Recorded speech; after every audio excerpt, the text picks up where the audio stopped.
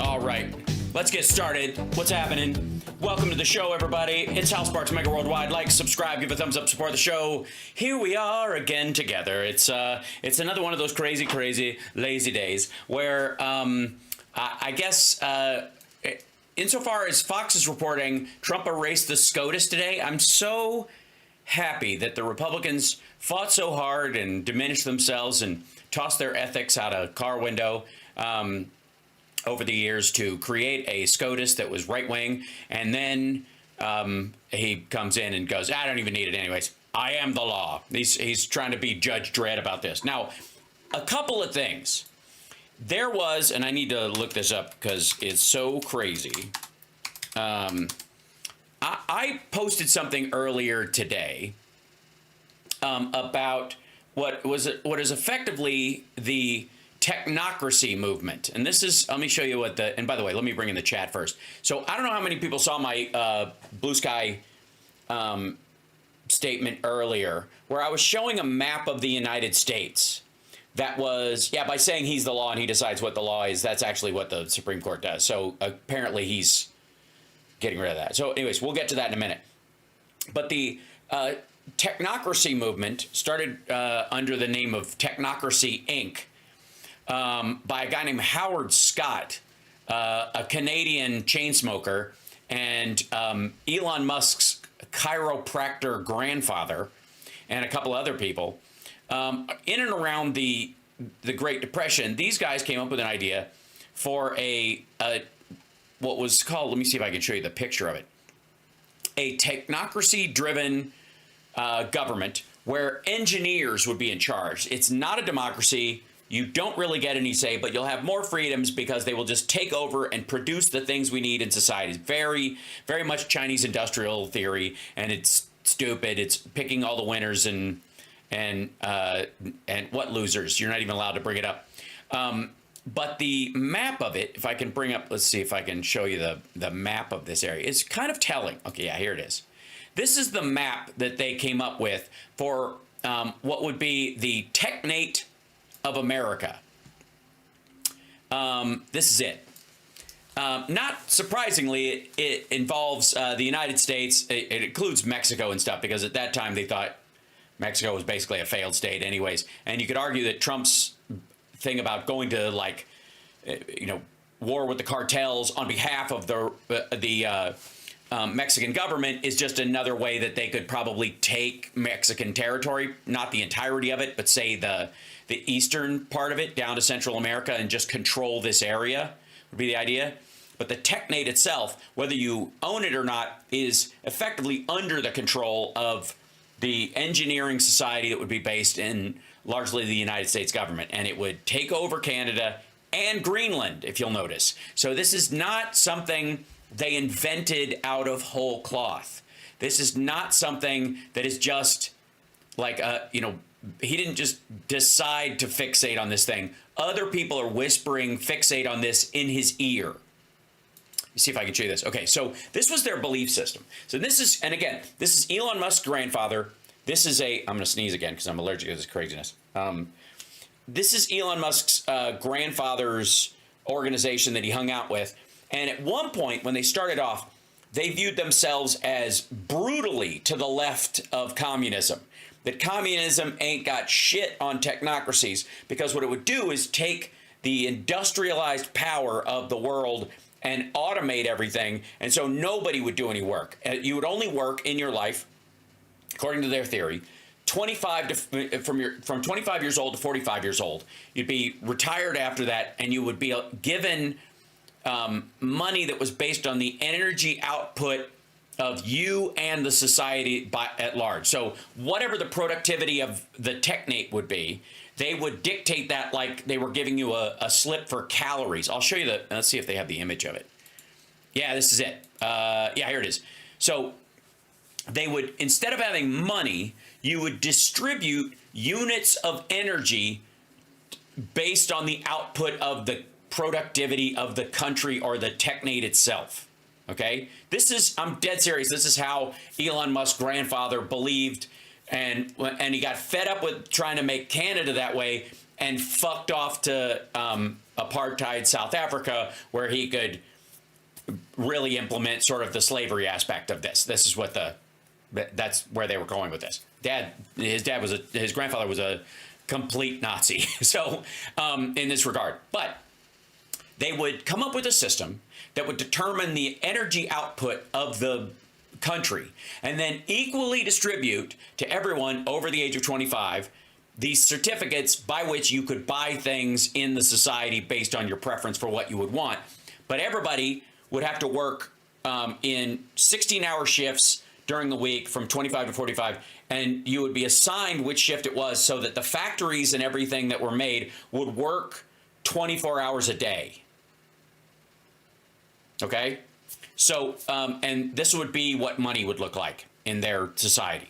You would have a Technate of North America Universal card that would register you with your number and your little chip, whatever. And then this was their plan. So their idea is that the man hours per unit of production used to be really fucking high. People worked very hard for very little.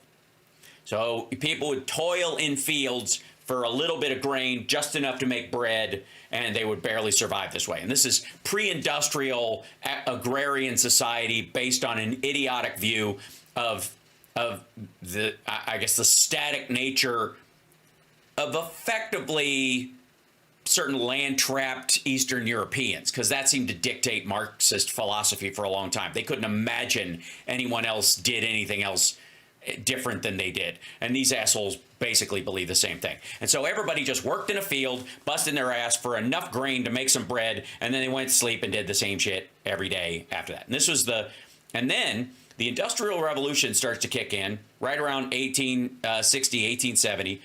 And they believe it's going to ramp up like fucking crazy. Now, understand that these guys, it was 1930, so they thought they were at this point in the effort to outcome scale, okay? They thought they were talking right around here, okay?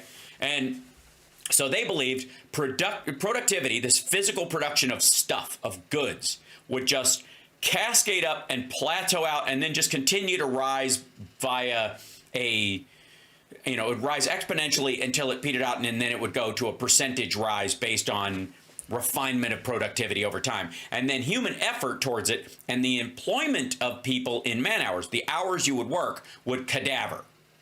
Okay. This is the automation structure. And if you've ever seen anybody talking about what happens to the economy after AI or zero labor or any of those conversations that are happening right now, a lot of them are looking back on the people that philosophized about what this would be at the turn of the century or in the last century. Okay? So this is what they believed would happen. And they thought it was going to happen relatively quickly. These assholes thought that by 1980, right here, almost nobody would be working. Right? They would just, everything be on autopilot by then. Okay? That said, if you extrapolate this out over the near future, the next maybe 10 years or something, it starts to become a possibility, and it's a different thing entirely. But these guys were engineers. And they believed, the guys running it weren't engineers. They were full of shit. Just like, they were to engineering what Elon Musk is to building cars and what Donald Trump is to construction. They were just salespeople and bullshit artists. But they managed to inspire a lot of people to try and think about the possibility of this, especially as the Industrial Revolution kicked in and everybody was just amazed by the enormity of factories and that kind of shit. Okay. And Isaac Asimov had a futurist society that these assholes tried to contact him at one point. There's no evidence that he ever returned their phone calls or their telegrams, as it were. But this is what they believed and that would happen. And this was the how everybody would work during the year and get breaks. They had a calendar of the year. And then this was Technocracy Incorporated meeting every Monday evening, basement of the public library. They had a little sign up in Canada where they would have a little meeting. And their symbol was this big red and white yin yang symbol. Variant degrees of this. But let me show you this. well, whatever technocrat is, okay, well, hold on. This guy, okay, so let me show you this. This is pretty fascinating. Hold on.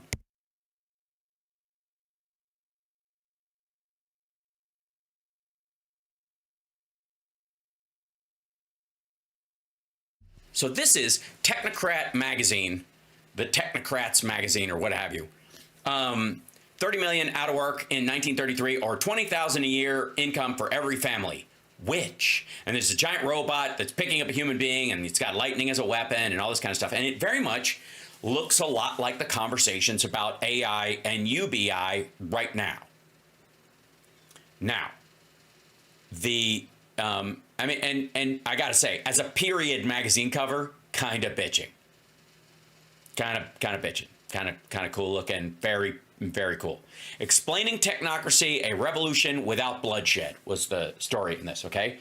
Now, let me explain something to everybody, is that there's been a thread of this in the world in terms of what happens when we go to automation, what happens when we cross this threshold.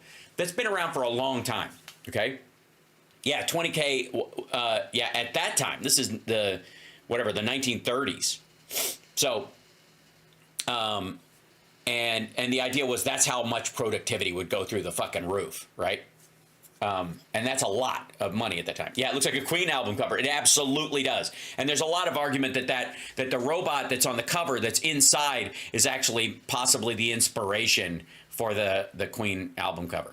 So, but this is the idea of this like technocracy tin man running the world and kind of running the electrical system and the switches and the mills and all that kind of stuff that we would, look into. And so let's see if So here's a bumper sticker: Science and Society, Technocracy, a social movement for a new America. Now, here's the failure of this. I mean, there's a lot of failures to it, but the biggest failure of this was there was no social movement around it. They were looking at it from an entirely mechanical way of thinking, and so they didn't really worry about people they didn't care whether people liked it or not, and it was just a matter of the engineers themselves waiting until technology caught up with their dream of doing this.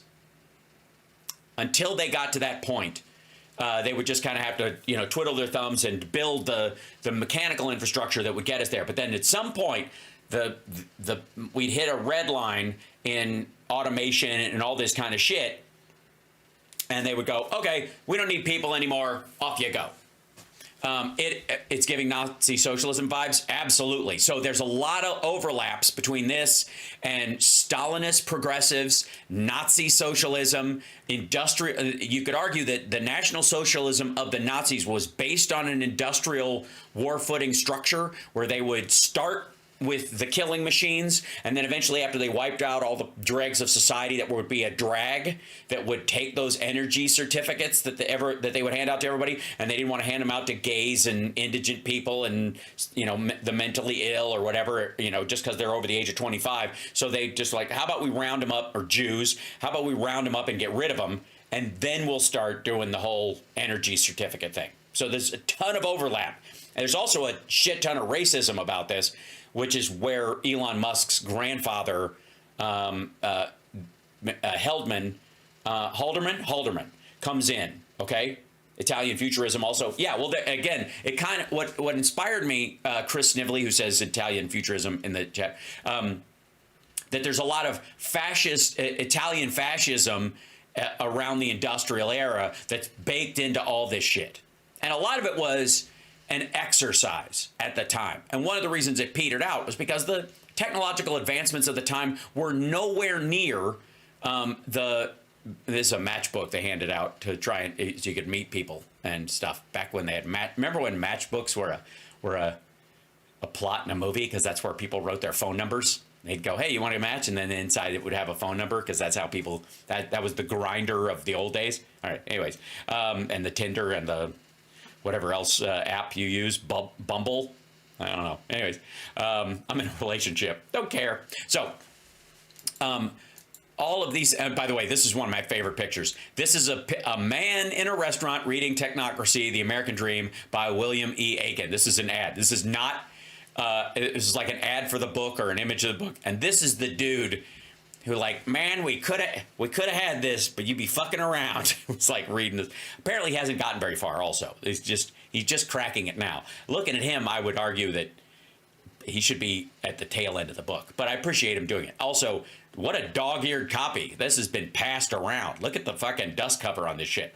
Anyways, who wouldn't follow this guy? Okay, so you get my point, I think, so far. So this is the Technocracy Digest. This is their little newsletter they put out back in the old days. Science versus Chaos was part of there. And Howard Scott, see if I can show this. See this name, Howard Scott? Okay, so Howard Scott was kind of the head of this. He was like the cult leader of this thing, okay? He was the guy that, everybody viewed as sort of the spiritual leader, okay? And they called this, the organizational structure, the Soviet of Technicians. Yeah. Well, Trump is a Stalinist. That's where I'm going with this, Capable Glober. That's the point. So in this, in their description of the Soviet of Technicians, which would be the empirical structure of the government, I want you to look at the, okay, so the Central Directorate, there's tons of 1984 references and shit, and where a lot of these guys got that shit from when they started writing these books had a lot to do with them looking at the futurism of these guys, them passing out their fucking leaflets and what they wanted to do, mixed with the Stalinist movement, the progressive movement, and the rise of the Nazis. That's where you get everything from fucking 1984 and Animal Farm to Brazil, right? Okay, so the top of this would be the Central Directorate. That's this, and you do not vote for this person. This is the engineers. I don't know. They'll consult Deep Thought, and and since my number is 42, they'll put me in charge, I guess. But that person, or that being, or that AI, in the case of how Musk seems to be leaning, will make all the primary decisions, and they will be carried out by the Executive Council of Resource Engineers, who will deal with transportation, productivity, and industry, and distributive traffic. That's these things. That's what they'll do. And then the Advisory Council of Production Economists, as they wind down the economy. And then these guys, the Executive Control Production Engineers, which I don't know why they're over here and why they wouldn't be down here. It's probably why the substructure of it failed, okay? But you have to understand, this is what Elon Musk's grandfather was really into before he went to South Africa and set up shop. And he raised Elon Musk's parents to believe this shit. And when you talk about a guy who's like into who seemingly was a darling of the, quote, left for a long time, and sort of presented himself as an eco-friendly, super genius where they would zero out labor, and he wants to create robots and automated factories and all that kind of stuff. This makes a lot of sense. This doesn't look like he's doing this flippantly. This looks like a generational attack on democracy by people who believe that the lower IQ people in the world should not be in charge or have a say, and only the really smart people should. And the dictate and who are the smart people? Whoever they say they are. Right? So it sounds like a shitty movie. It absolutely is, Robert Lewis.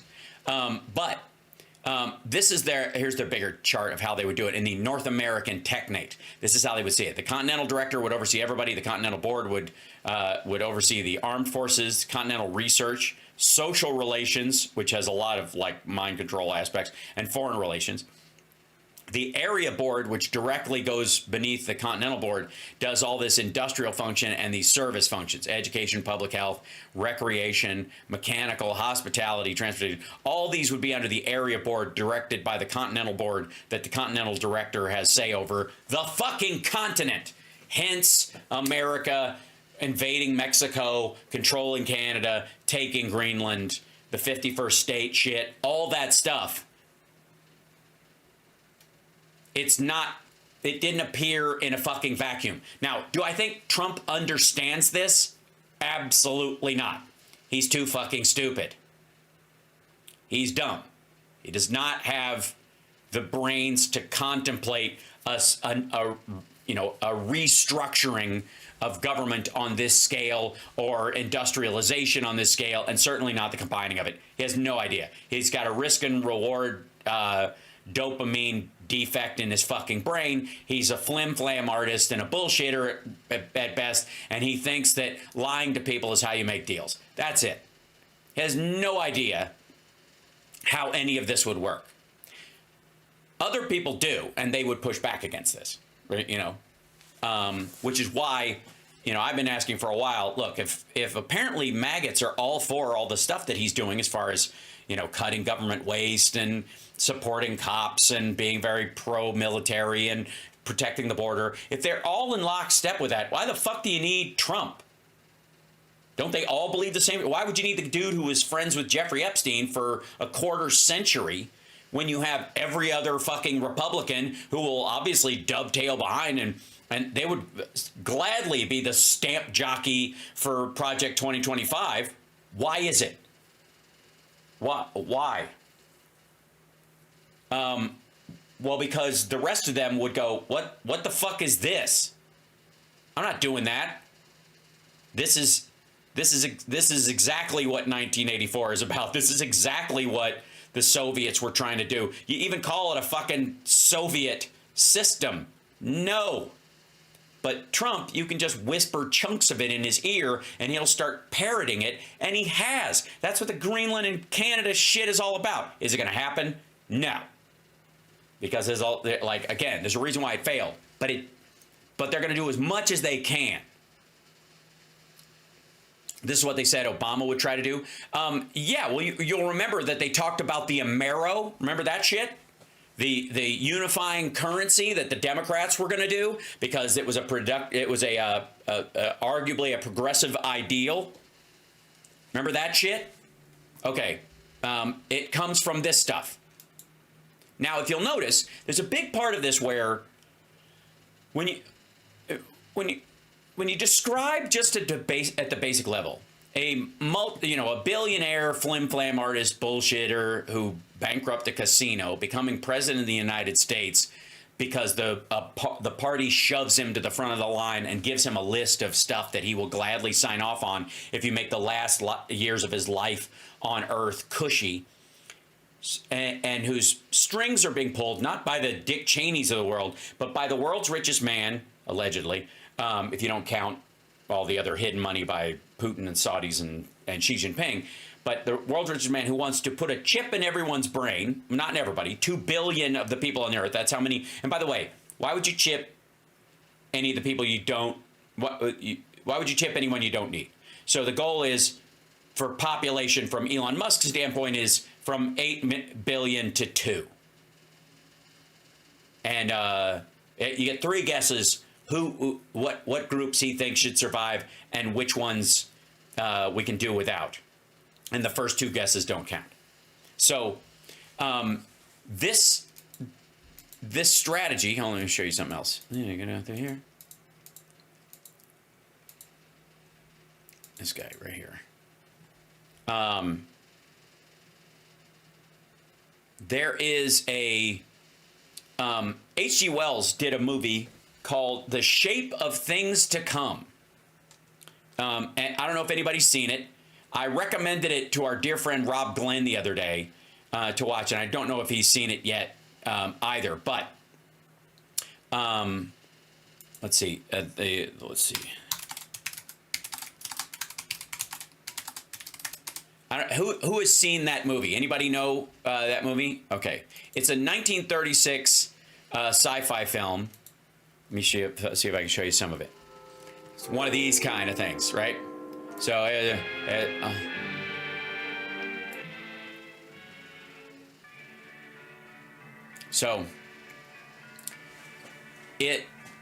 and by the way, can I just say, look at the graphics on this fucking thing. These are all done by hand.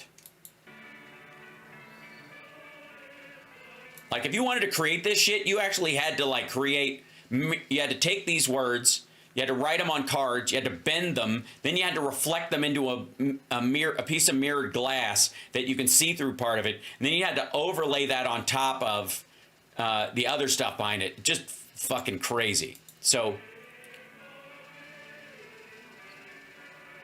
and this is one of those movies that, like, right as you think it's over, it's starting again. And I gotta say, the production value on this, considering it's 1936, is fucking crazy. I don't think there's a copyright issue with this because it's that fucking old. And everybody's singing Christmas hymns and stuff. Okay, so yeah, so Christmas, and these guys are ominous, sentimental music is playing. So they start talking about. Hold on. Instructions.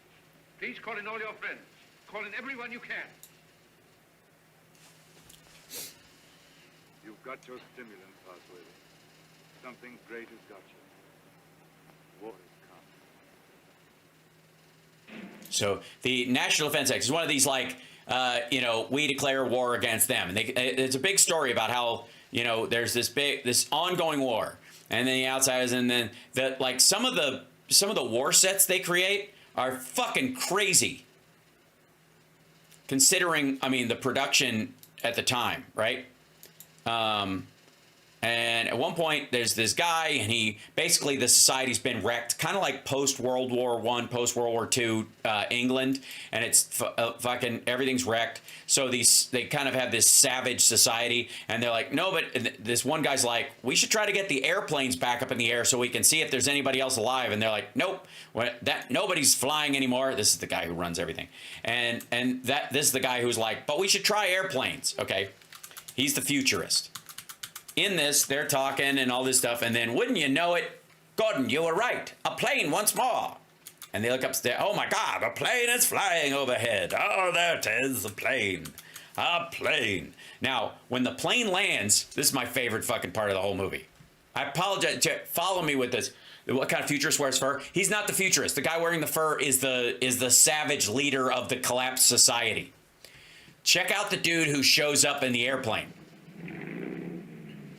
By the way, functioning aircraft, crazy as it is, that is a nutty fucking, hold on. Whoops. This guy right here. Let's see if I can stretch that thing right there. There it is. This thing right here. Like, it's look at that thing. That's a real, the prop they have later, but they have a real aircraft that flew back then like that. It's like, look at this thing. It's like experimental craft. And then they build him this little, like, look at the hat. I fucking love this outfit, man. This is straight up like, it's like a dude at the Ren Fair who was like, I thought this was Comic-Con. Okay. Check out this suit. Here's the man from the future. Who's in control of this part of the country? The guy with the fur on him. Also, why are you wearing a toilet seat? Yeah. The chief. What we call the boss. Good. I want to see him. He sent me to arrest you. You can't do that. But I'll come and see him. Well, you're under arrest whether you'll admit it or not. The country's in a state of war. Well, come along. I know the way. Yeah, so it's Dark Helmet from Spaceballs. Absolutely. I knew it. I'm surrounded by assholes. All right, so sorry, I turned the audio down because there's a lot of music in it. So they go and meet the guy, and they're like, how dare you, and you can't meet the boss, and All in good time. I must see this gentleman first. Well, you better go with me. Orders are orders. The boss first. okay, anyways, so the boss lives in a busted out fucking dome in this place with the hottest chick because he earned her or whatever, and she's very Machiavellian. And this whole fucking part of it is just, it goes on forever. Like, they just, like, this whole, like, will they kill him? Are they keep this guy in a fucking prison cell for a long time? And then, like, all this back and forth, they're like, we gotta go and get our guy back. And so the people of the future are like, where the fuck did Jacob go or whatever? And here you go. And they're going into these giant spacecraft, basically to go save their dude from back in whenever.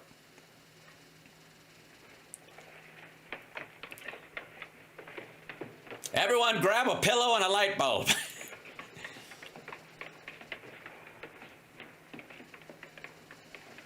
Oh, that's a happy gas, by the way. They have a, yeah, this is H.G. Wells.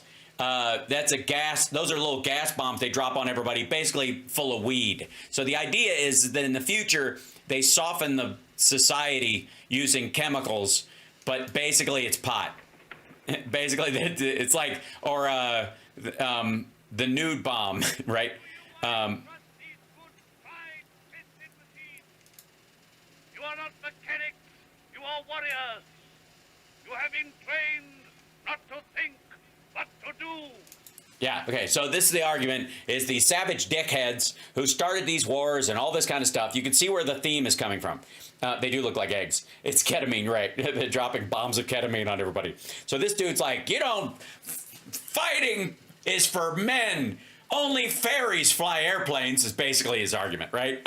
You're not supposed to fly airplanes, you pussies. Like, you're supposed to punch people in the dick. This is what it means to be a man in, fur jacket land after the end of the war. Okay, so that's the chief dude. All right, so that's the price of eggs is so high that if you drop them, people just pass out. So here come the planes. Hold on, let me show you the planes because they're fucking cool. Look at these things. Like, okay, yeah. Look at that shit. I mean, I gotta say, that's pretty badass. Like, for the time, especially, that they designed these, like, super planes, you can see where the planes in Captain America, the First Avenger, kind of came from.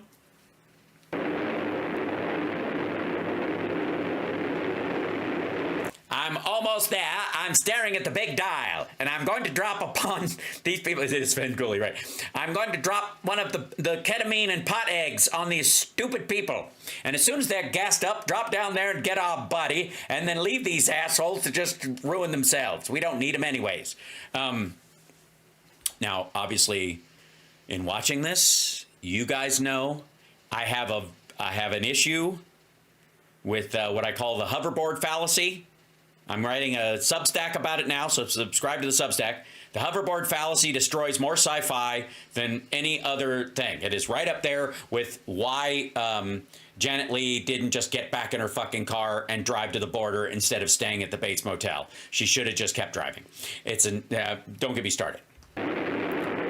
By the way, uniforms, both cool and Nazi-esque and a little creepy, and everybody's skinny, which should, I guess, tell you something, and really tall, because I guess that's also stature, right? Look up the Kalinin K7 plane. Okay, you guys are going to get me lost in a fucking loop of shit, aren't you?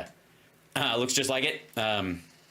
Kalinin K7 plane.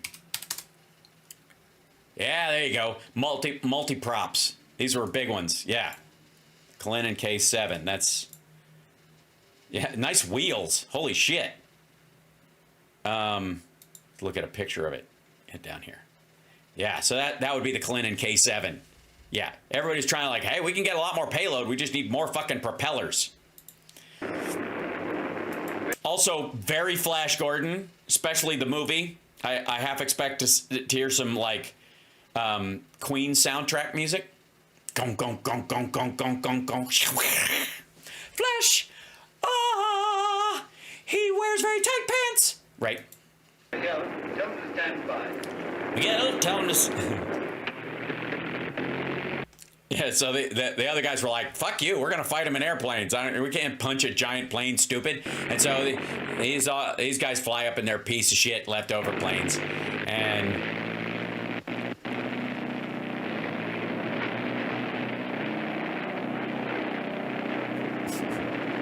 a couple of these guys are like running out of fuel. Like, hold on one second. I got to break this down so I don't have to put it in here. Put it on theater mode. That'll make it easier.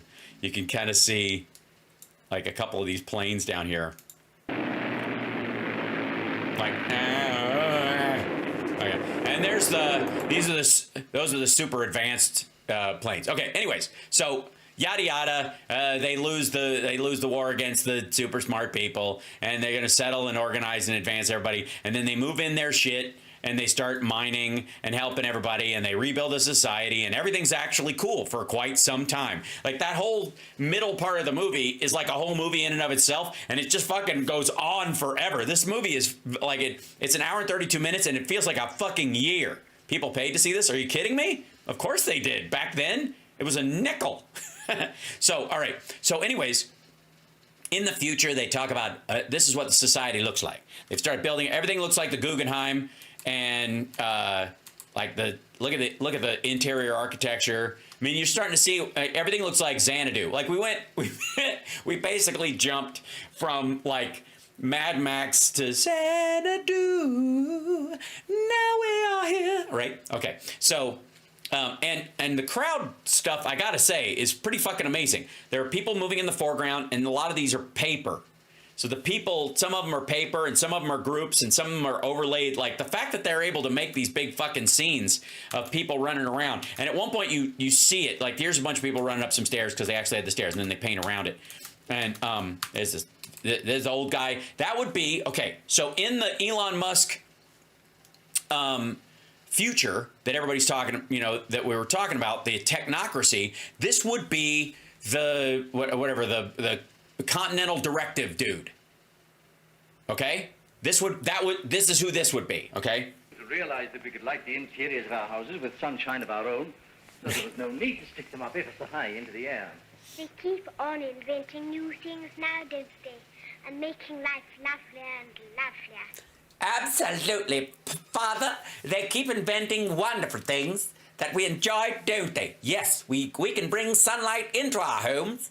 There's no need for sunlight to stay outdoors, and we can live underground in total safety while we pipe the sunshine in. Isn't that wonderful? Yes, Poppy.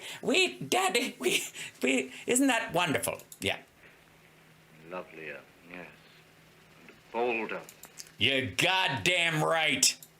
I suppose I'm an old man, my dear, but some of it seems like going too far. That's right. We're getting too technocratic right now, and we've lost our humanity because nobody works anymore. So we're just sitting around in dopey robes. And notice he's got a fur collar, not unlike the other dude. So they've incorporated some of that shit back in, and they're missing their humanity, which is the part of the story. Now, I will get to you. I'm almost done with this. You can watch it on your own if you want to. This space gun of theirs that they keep on shooting. What is this space gun, great-grandfather? Yes, great-grandfather. What is this space gun? Well, I'll tell you. Okay, you want to know what the space gun is? The space gun is what they thought they would have in the 30s instead of rockets. That they would basically create this enormous artillery gun and put a rocket in it and then fire people at the moon.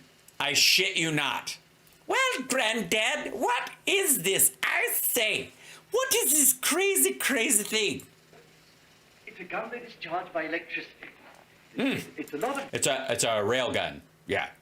So it wouldn't actually have a concussive effect at all.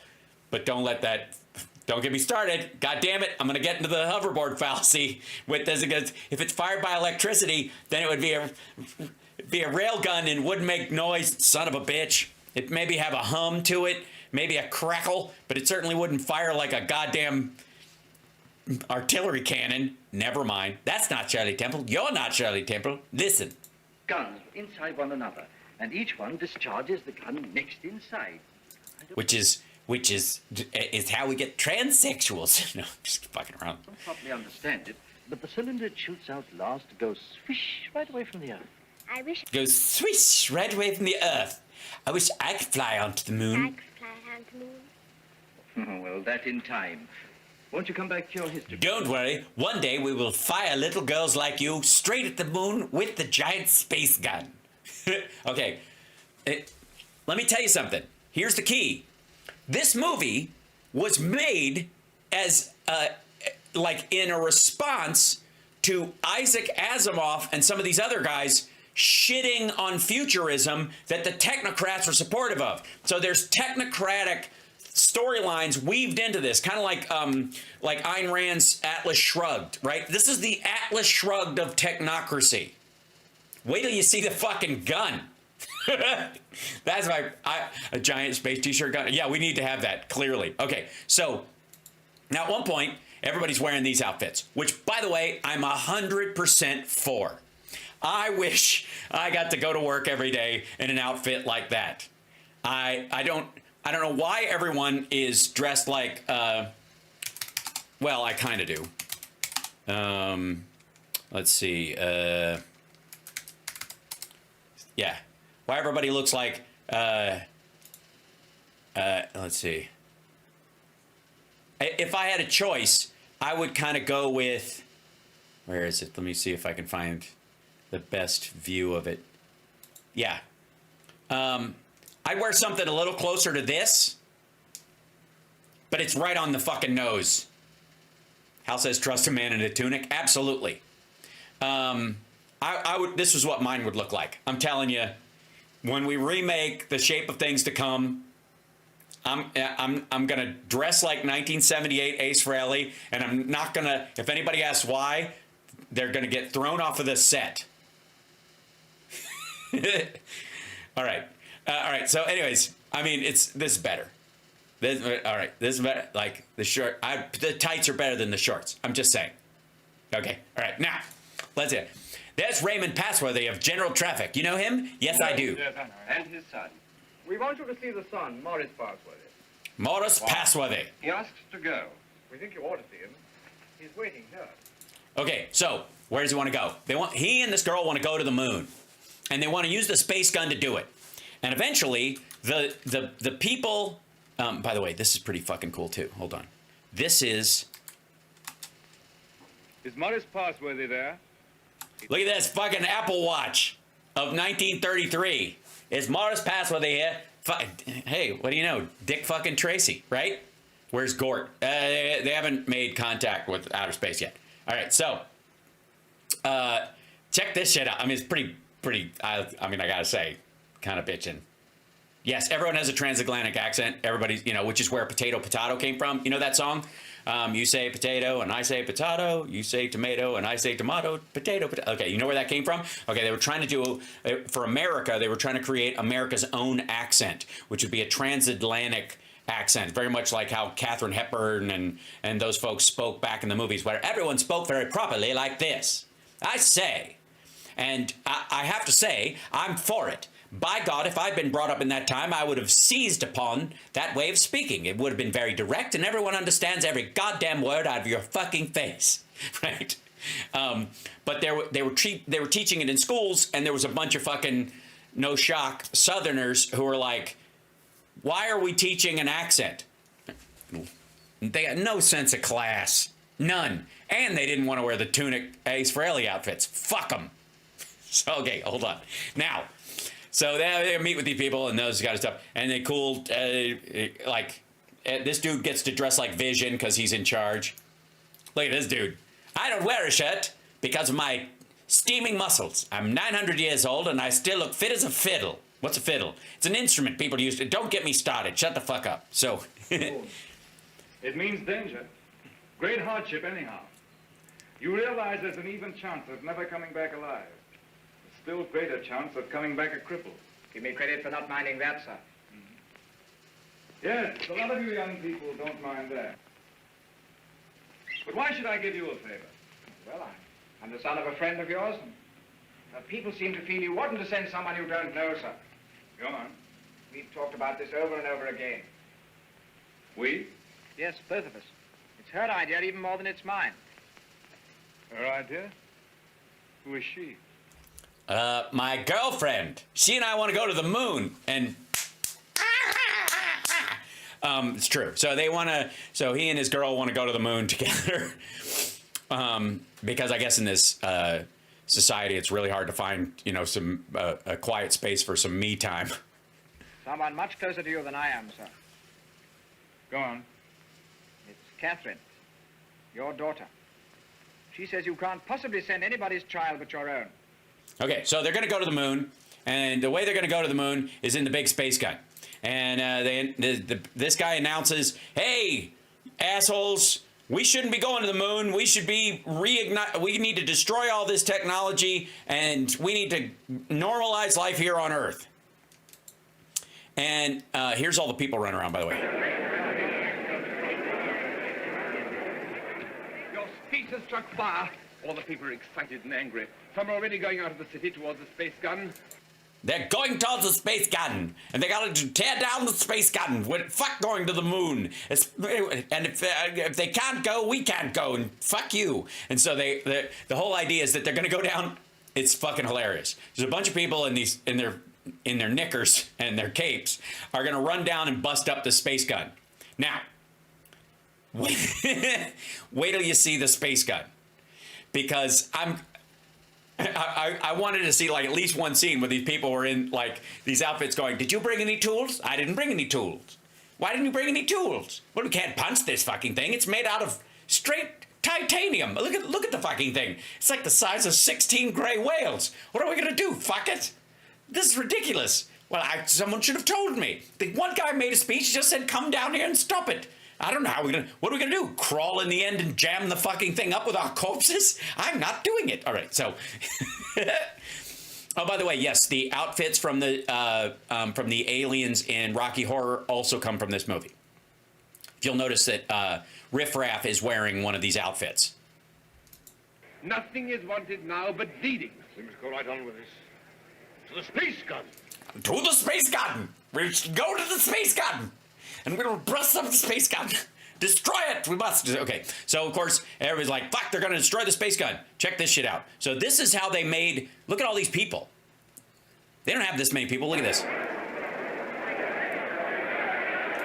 I got to give them credit. This is basically just like a conveyor belt with a bunch of fucking like little people that wiggle a little bit as they're going. And as they turn it, it looks like a bunch of people storming down these gangways.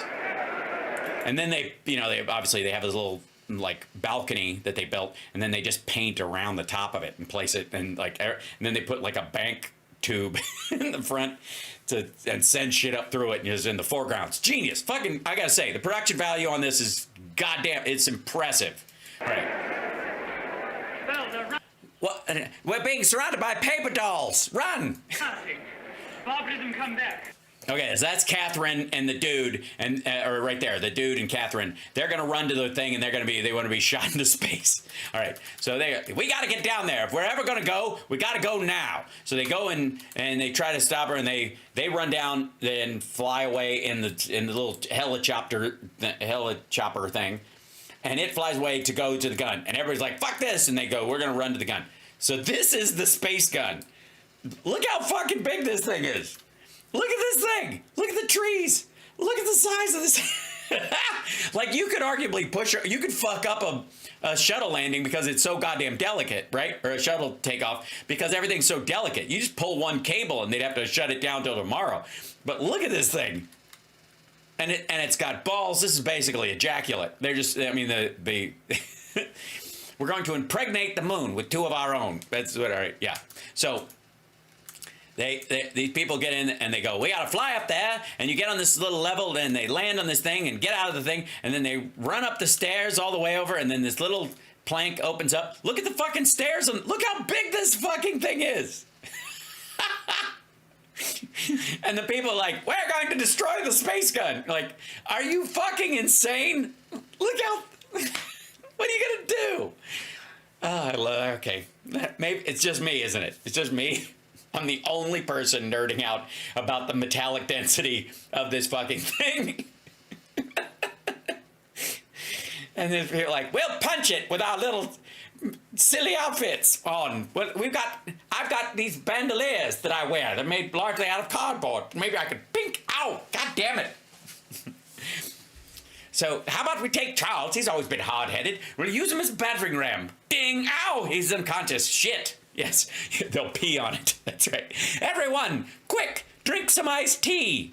So, yeah, kick it hard. Look how fucking big this thing is.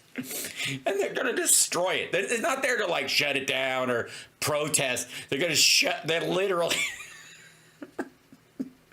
It's so, all right, wait, now.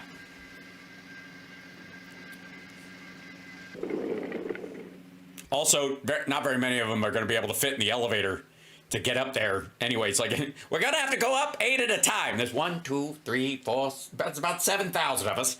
Okay, everyone, alphabetical order. This is going to take forever.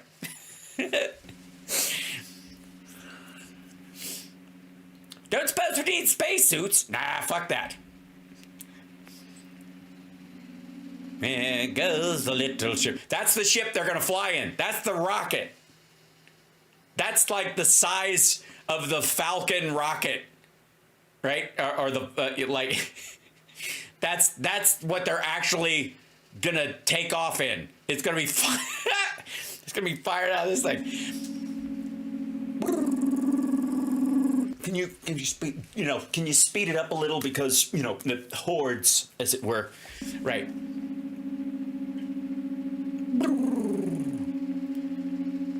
Quickly, get inside.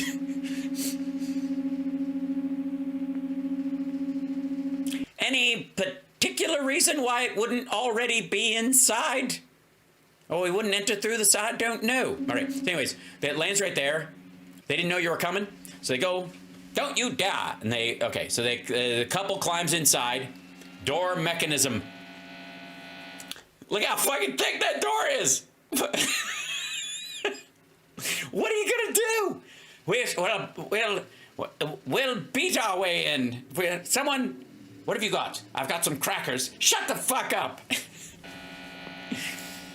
Bye, mommy. Bye, daddy. Have fun fucking on the moon. All right. Anyways, so they go in there. Well, Charles, you should have packed some underwear. Why? I don't have to change it as soon as I got into orbit. Good point. So it's a cork. All right. Inside the ship, not too bad. Not too bad, okay? Interior of it, you could see that there was some actual thought put into this. It wasn't just smooth on the outside. They were like, okay, we're going to float around in this thing. There's zero gravity, so we'll be able to, we got to lock ourselves in for takeoff, but then once that happens, we can kind of bounce around inside, and it'll just be a big hollow tube, and we don't need levels because what do you need a floor for when you're, right? Great, okay, so impressive. It's got a periscope, which is dumb, and they strap themselves in. Contract all your muscles when the concussion comes. Yes, yeah. It's just squeeze your sphincter really tight. Otherwise, you might leave a surprise on the floor of the rocket. In 5 minutes, you'll be able to get loose and move about. If you know what I'm saying. All right, here we go.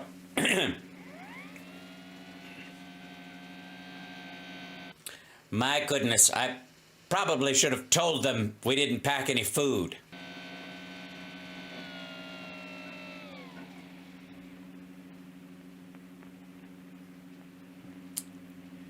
I gotta say, other than the dials, which I give them credit for going straight analog. Loud hum, I agree. Raise it up, check this shit out. Here come all the people. Stop this, right? There they come. I don't know what the fuck they're gonna do. Look at the bridge. Look at where, look, what? What are you gonna do? There's the man. There's the man who roped up his daughter to the devil of science. There's the man who roped up his daughter to the devil of science. Hey, maggots, do you feel seen? What do you want here? We want to save these young people from your experiments. We want to end this inhuman foolery. We mean to destroy that gun. Great, good, cool. Did you bring maybe a socket wrench or anything? What do you plan on using? You got? Honestly, what are you going to use? Your cravat? We have a right to do what we like with our lives, with our sort of lives. We don't grudge you your artistic life. You have safety, plenty, all you want. We want to make the world safe for men. No one prevents you. How can we do that when your science and inventions are perpetually changing life on us? Yes. Stop with your science is changing the world, and we can't keep up.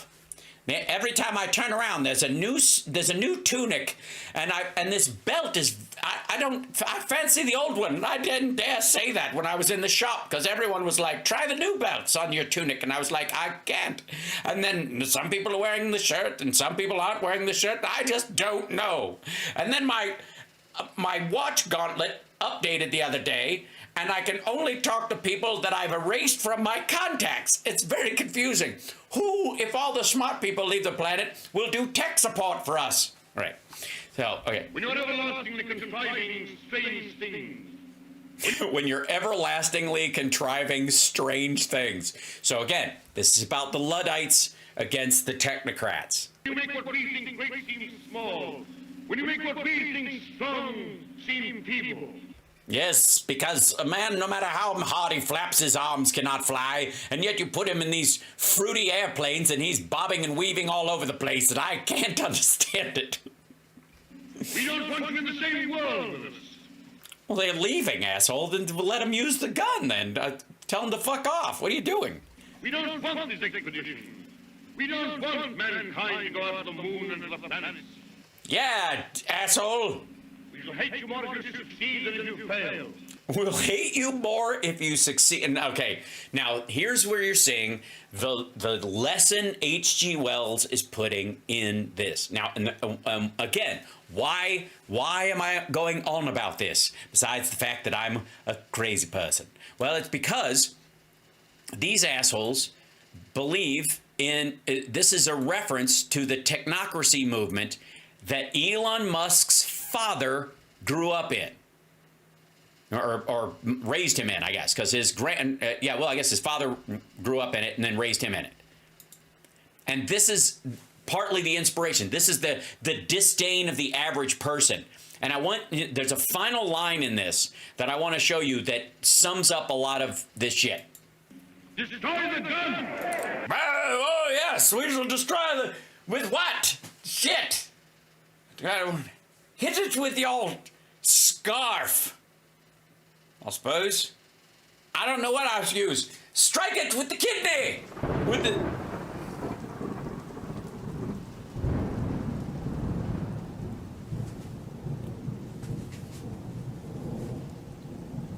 The gods have become angry with us. The god of the kidney shall strike us down. Why? Oh, why? Excellent. The kidney has a very special place in the heart. Stop it with all this scientific tomfoolery. Before you can even reach the base of the gun, it will be fired. Yeah, I mean, it's a long way.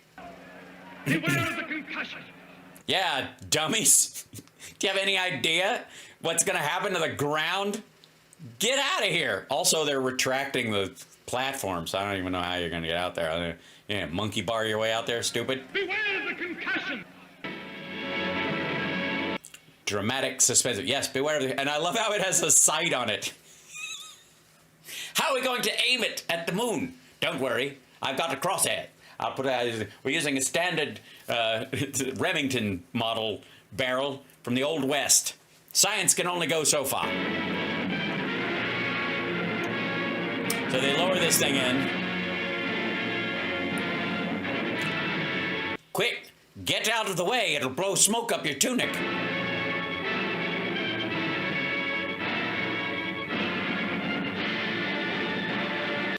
Yeah, I gotta say, I just feel like the crowd is not gonna get to them. Just felt pretty strongly that they're not gonna be able to get them. Like, I don't know.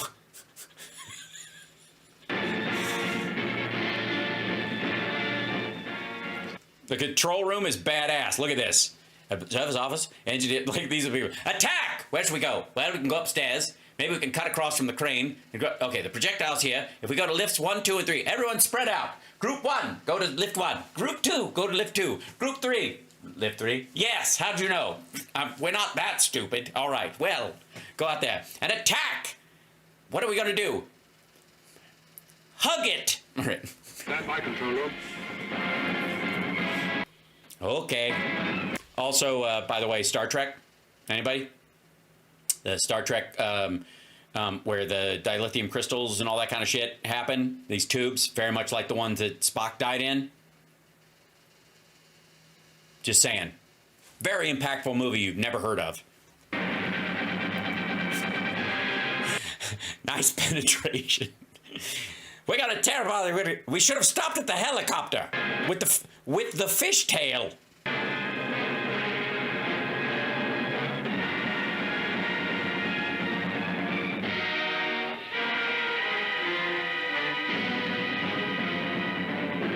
I mean, you got to give them credit. Look at all the fake people running across that. That's impressive. Look at the size of this fucking thing. Look at. just enough to show you, and then they cut away. I'm more impressed with that than the whole fucking movie. Side observers.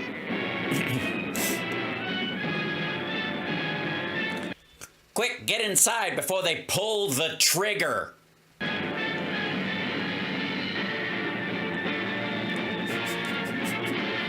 What are you going to do when you get there?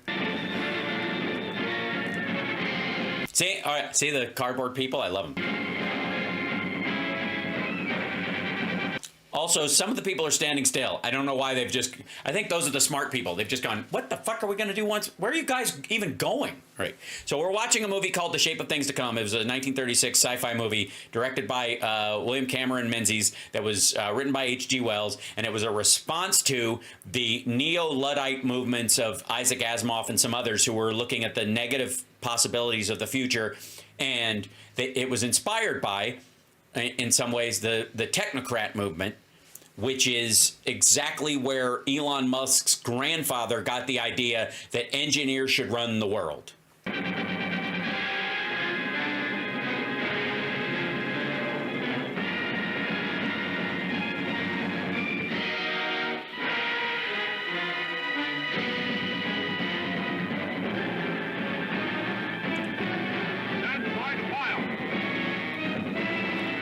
I got to tell you, guys, I wouldn't be climbing up the outside of that thing when a rocket's about to be shot. This is stupid. All right.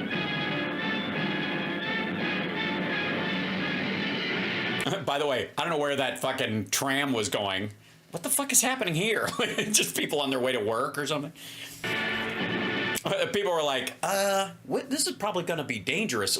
Let's catch this tram, get the fuck out of here.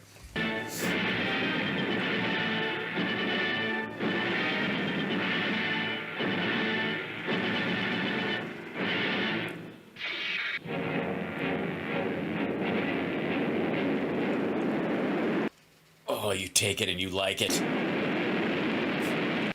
This is filth.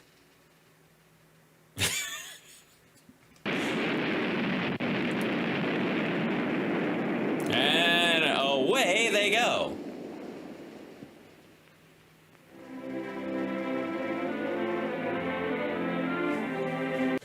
Cut to Interstellar. Don't go, Murph. Don't get in the space gun, Murph. All right, don't get in the space gun, Murph. Don't do it. See what I'm saying?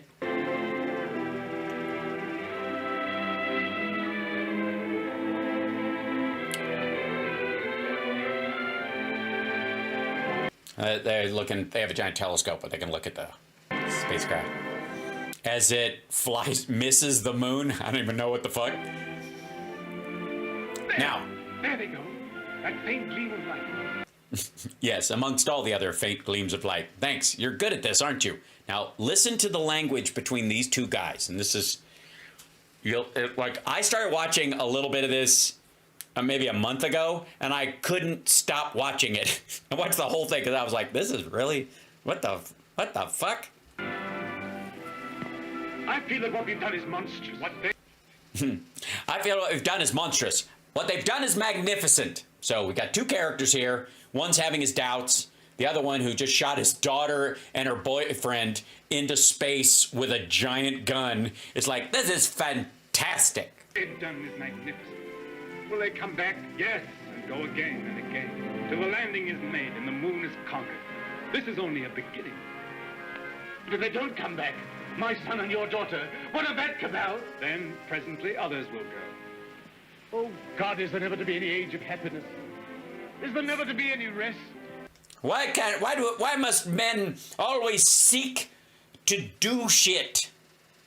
Why can't we just sit all this noisy bumbling about with space travel and exploring the oceans? Why can't we just be, the grass perhaps isn't greener on a planet with no grass. Rest enough for the individual man. Too much and too soon, and we call it death. But for man, no rest and no ending. He must go on, conquest beyond conquest. First, this little planet and its winds and waves, and then all the laws of mind and matter that restrain him. Then the planets about him, and at at last out across immensity to the stars.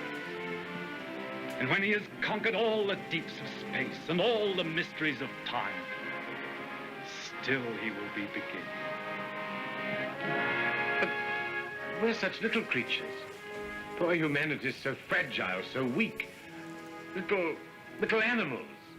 Now this next line is, I think, my favorite line, if he says it right now, in the whole thing, and is, well, you'll see what I mean. This guy's making it, but we're nobody. We're just little shaved monkeys. Little animals. And if we're no more than animals, we must snatch each little scrap of happiness and live and suffer and pass, mattering no more than all the other animals do or have done. It is this or that. All the universe or nothingness. All the universe or nothingness. I just got goosebumps. I really did. I think it's the music. Which shall it be, Passworthy? Which shall it be? Yes, which shall it be, Passworthy? You pusillanimous prick. You shaved monkey. You dipshit. We just fired our kids into space and you're like, really? Can we have a nap now? Shut the fuck up, you absolute pussbag. I dream of a future where mankind survives more than the ants or the pelican. But you. Right? So, this is H.G. Wells. What's he looking at? He's looking at the future and with hope in his eyes. What's he looking at, David? Shut the fuck up. What shall that be? The universe? All sleeping your own shit. So, you Irishman. So, this is, why does this matter? A 1936 sci-fi H.G. Wells movie. Because it is a direct response to the pushback against technocracy. Why do we give a shit about technocracy? Because the people that were involved in the technocracy movement, including this guy Howard Scott, was also a, let's see, the president was a, the first thing. Henry Gantt, there you go. Howard Scott, Technical Alliance, The Social Structure, Walter Rottenbach, there we go. And, well, here, I'll look up a separate one, chat room, while I discuss this with you. And you obviously know how I feel about this, because we're doing this from space. You do. All right, let's see. Let's see. Elon Musk, grandfather, Technocracy, Inc. So, is this dude, the billionaire has described his grandfather as a risk-taking adventurer. A closer read of history reveals something much darker. Elon Musk's anti-Semitic apartheid-loving grandfather, his grandpapa, is member of the technocracy that fled to South Africa because they regretted how America had gone after the Civil War. No shit. The Joshua Haldeman, Canadian chiropractor, as a source of, Isaacson describes him as a source of Musk's great affection for danger, a daredevil adventurer with strongly held opinions and quirky conservative populist views, who did rope tricks at rodeos and rode freight trains like a hobo. He knew that real adventures involve risk. Isaacson quotes Musk as having said, "Risk energized him, you know, and things of that nature."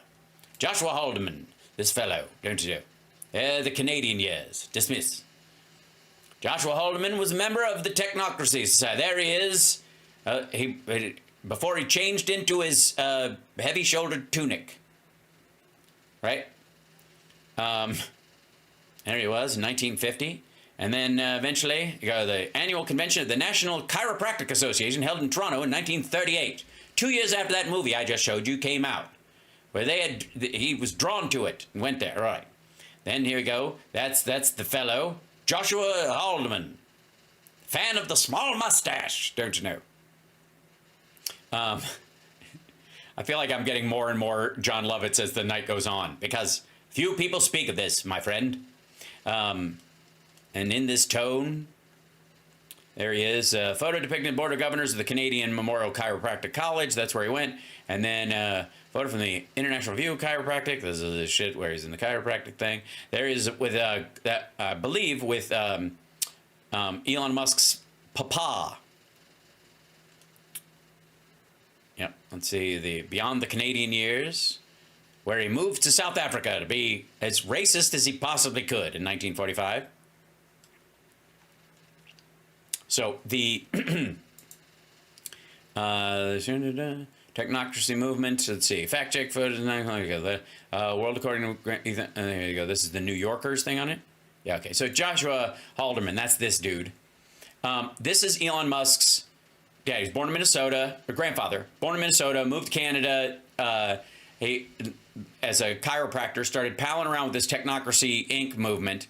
And then when it basically got, when the head of it got laughed off the radio, he fucked off to South Africa.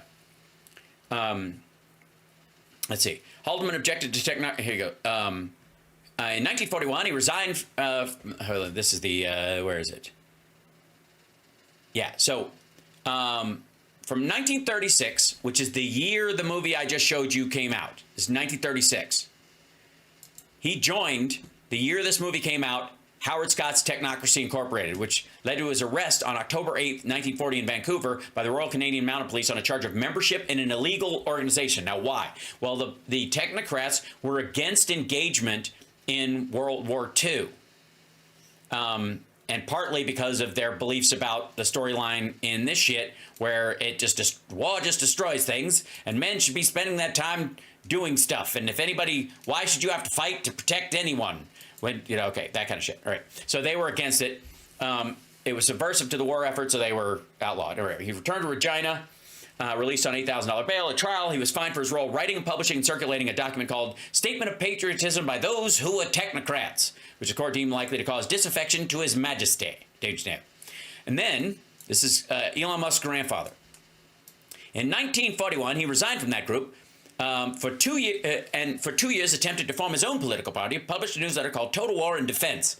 As an avowed anti-communist, Haldeman objected to Technocracy Incorporated's declaration of support for the Soviet Union, following the German invasion of the Soviet Union in 1941. Haldeman's son-in-law, Elon Musk, claimed in 2024 that Haldeman sympathized with Nazi Germany during World War II. In 1943, Haldeman joined the Social Credit Party of Canada and served as the Social Credit Party of Saskatchewan's leader, but failed to be elected to the constituency of Yorktown in 1948 Saskatchewan general election.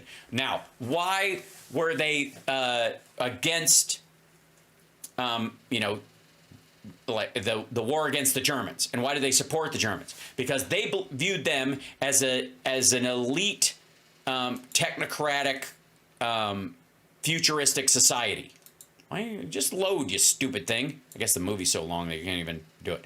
They believed that if any society was going to lead to the future they saw in this, it was going to be the Nazis, and you had to get rid of some of the flotsam and jetsam first.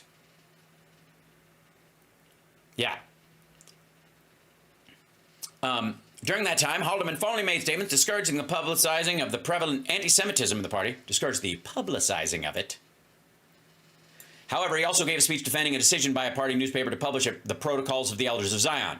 He knew enough to know that it was an unpopular position. He just basically said, keep it down. This was a mask-on moment for Elon Musk's grandfather. So, Haldeman said that the plan as outlined in these protocols has been rapidly unfolding in the period of observation of this generation. So, which, by the way, the Protocols of the Elders of Zion is fake, but they were, but he said, basically that's what's happening. The Jews are taking over. That's what he was selling. Howard's white supremacy. It's beyond that. It's German supremacy. They wanted to get, the Jews in that area were considered white. The Italians were considered white. They were just, some of them were mixed with the Moors. It's not simple enough to call it white supremacy. They believe that there's a genetically superior version of it. This locks into his belief in the fucking Thule Society, which is also in line with his belief about, you know, Nazis and the superiority of certain genetics. As far as eating I don't know if he still believes this about the people in Springfield.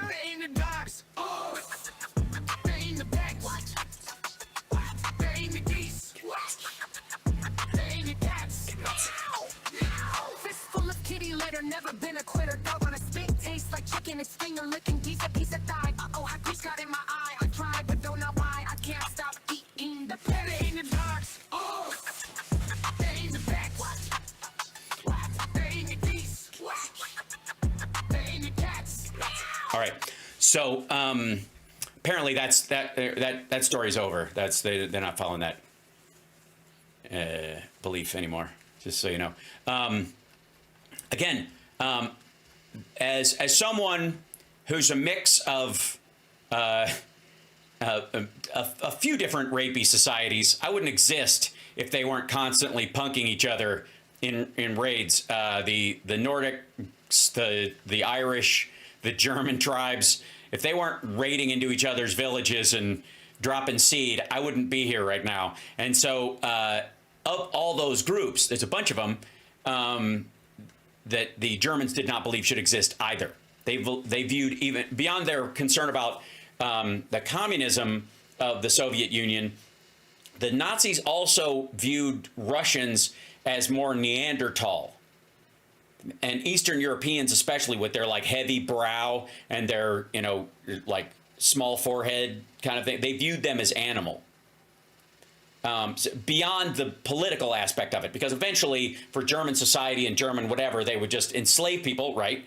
Which is where the word slave comes from, Slavs. They would take the Slavics as slaves, and have them build everything, and then when they're done building, kill them. That's how they built that's how largely they built Auschwitz or the work camps. They would have all the people who were working there. They would just work them to death, and then they would die.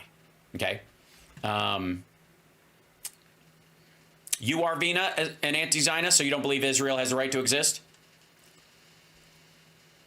So anyways, is that what you're saying? I'm just trying to check it. Anyway, so, all right.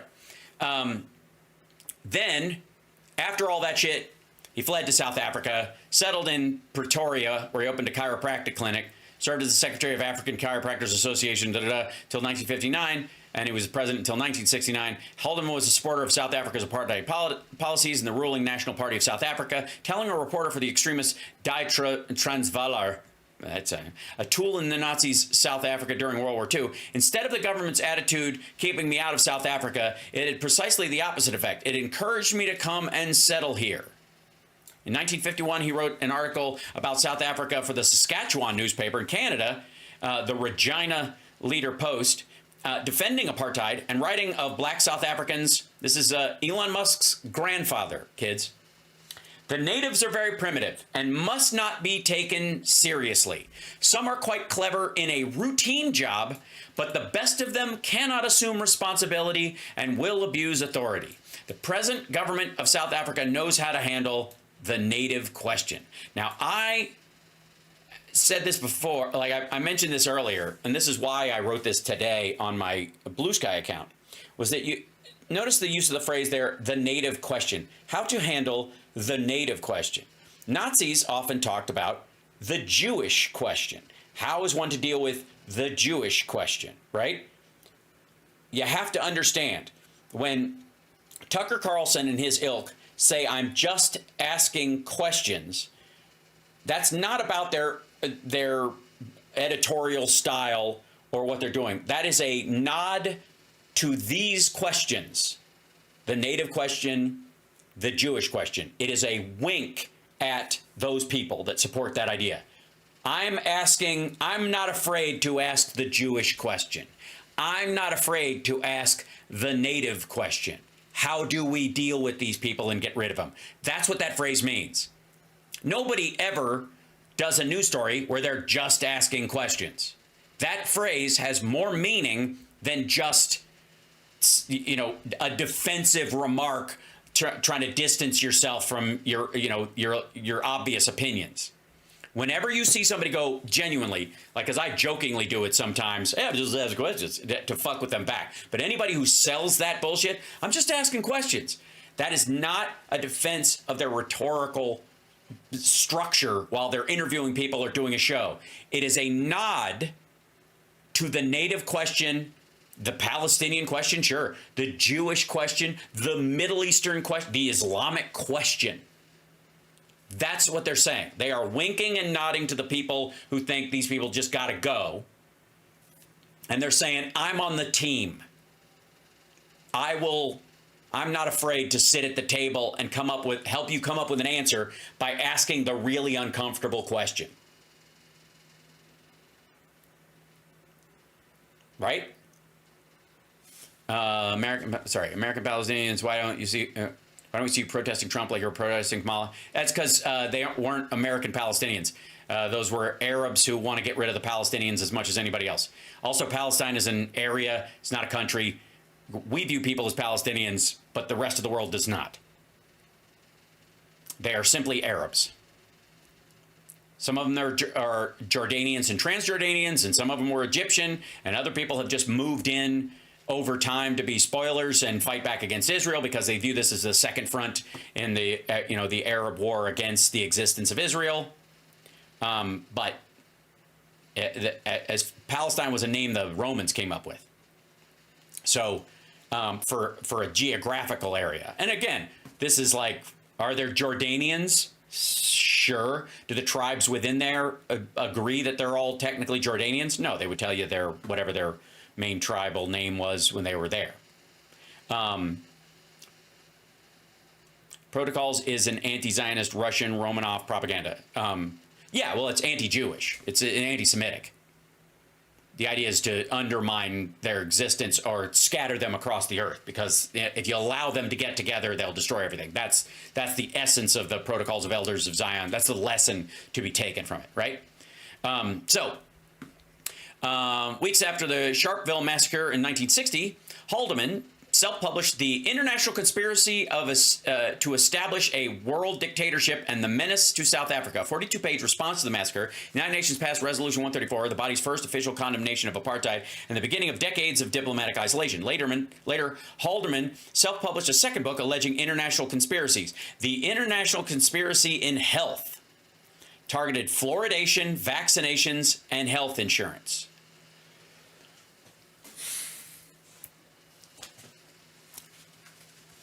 You know that whole thing where people are like, those who don't know history are doomed to repeat it? No.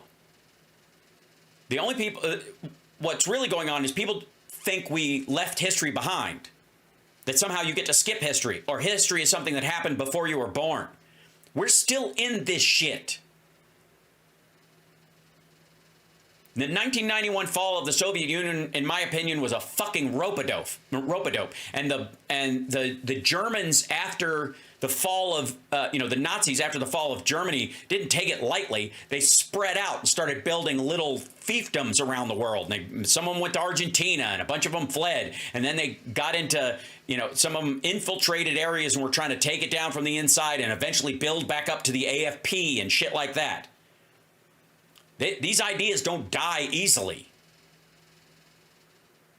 And it's still going on. And look at the parallels.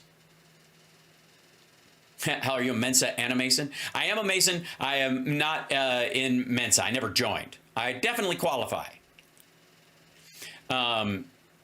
So that said, notice the consistency of this, like the messaging, like defending South Africa, defending apartheid, attacking the international conspiracy in health around fluoridation, vaccinations, and health insurance. Elon Musk said of his wife's family, they were very fanatical in favor of apartheid. May's parents came to South Africa from Canada because they sympathized with the Afrikaner government. They used to support Hitler and all that sort of stuff. All that sort of stuff. They used to support Hitler and all that sort of stuff. You know, all that rigmarole.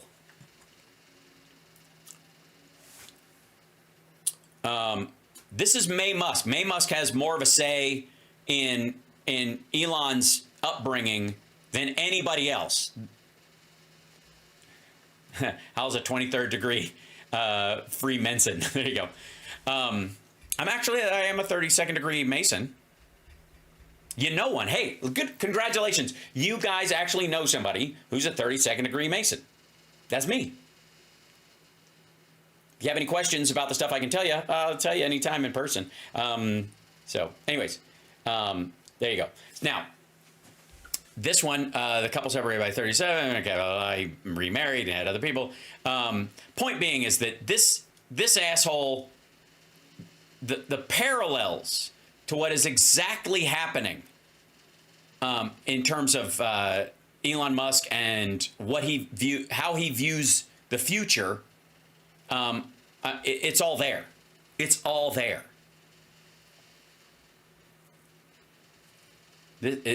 It's not. And by the way, also for being a technocrat and all this stuff, he was not an engineer. He was a chiropractor and arguably a quack. What's the secret handshake? It wouldn't be a secret if I told you, Mad Mac. Your brother's 32nd, proud of him. Nice, Judy. Tell him I said hello. This, I just wanted to introduce you guys to sort of the root of this belief system. And Musk brags about his dad. Okay? So his grandfather rather, and his mother, who, and May was one of his 5 children. This is crucial to this conversation. This technocracy idea, and I don't know if somebody's taken over the Technocracy Inc. They're still building their website. Apparently, there's not a lot going on there. About technocracy. Theorized concepts proviso. The Hubbard investigate. Online membership application. The monad. What's the monad? That's more like, okay. Oh, that's the symbol. Oh, they call it the monad because it's not less nad, I guess. It's a picture of the picture of the technocrats' nads right there.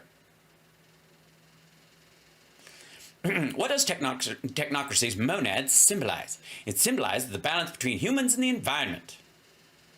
Technocracy was the first organization to begin talking about sustainability before the sustainability or going green were even coined.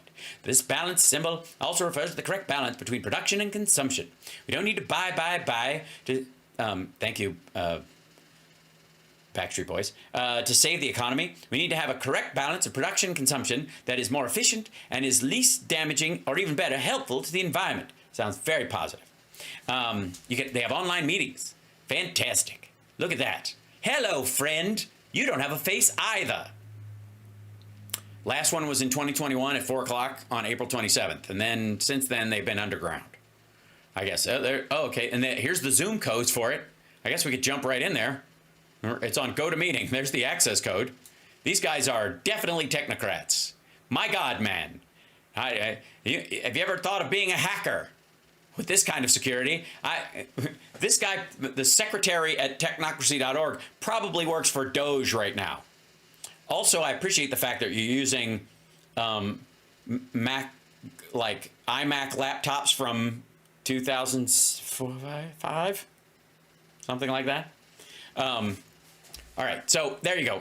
Chat room. I feel like this is a different kind of show. Than we've had over the last little bit. But it's crucial to kind of understanding that the Elon Musk shit and what Trump believes or doesn't believe or is just being fed is not a matter of hold on one second. Is not a matter of him just whimsically coming up with shit. There is a technocrat whisperer in his ear, whether it's Peter Thiel through J.D. Vance or whether it's Elon Musk or all of the above. They're all sitting around him telling these fucking stories about what the future is going to be like. And he is on fucking board. Now, he's on board because he likes the idea of absorbing Canada and Greenland, and that's what he focused on because he's a land grab asshole. But the rest of them, there's a strategy to this. And like I showed you at the beginning, for those that are just joining us, monad, this is the plan.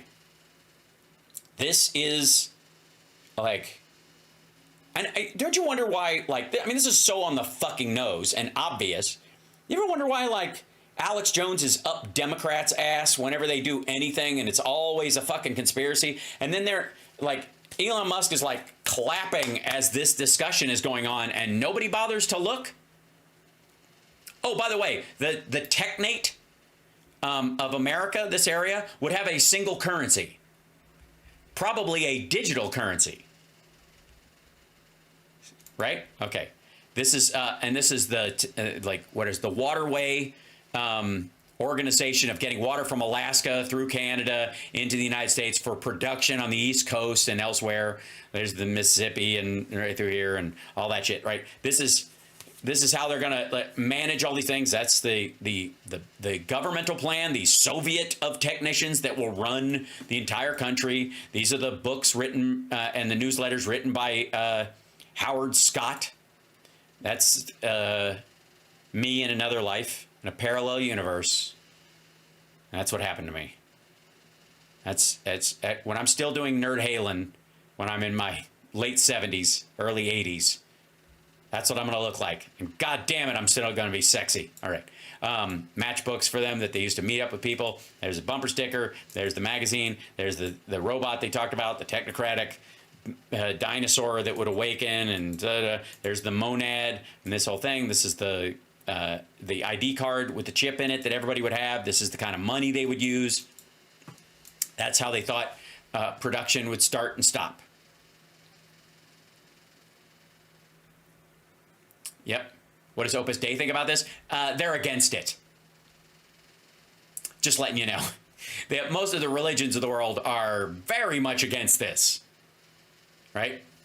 Still haven't cured baldness. You know what? I always go with, what is it? Picard. You know, when they asked him, you know, like, you know, Picard is bald. In the future, haven't they cured baldness? And he said, in the future, nobody cares, which I thought was fantastic. So brilliant. In the future, nobody cares. The argument actually with everybody else is why does anybody still have hair at all? Right? Yeah. Jean-Luc Picard. Where do you spend your summers? What? Where do you spend your summers? Here. You can have the chicken. That's some wild stuff. I'm trying to get you guys in on this. Yeah, Picard was a sexy mofo. Absolutely. Super glue and a toupee, right?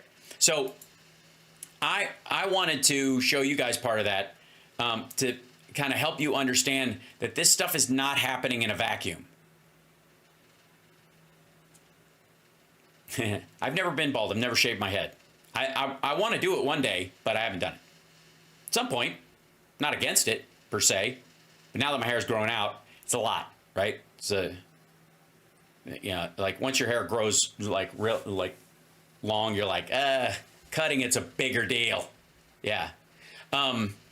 So one of the other things, let me see if I can do this. So there, let me show you this, because rather than just kind of dive into our regular shit, because Trump was just blathering today and there's a bunch of other stuff in here. There was, and I got to find it on here. There was a guy talking about futurism in like Dubai. They had one of these get-togethers, right?